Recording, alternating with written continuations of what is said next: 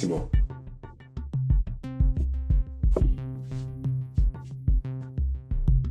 ushobora kuba bigutunguye kuburanga,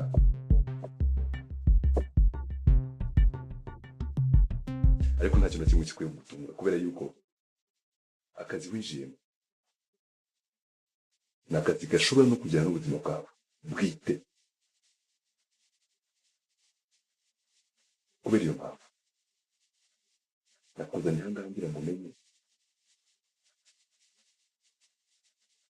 impamvu ki yaba yaraduteye kuba hejuru ya bugufi.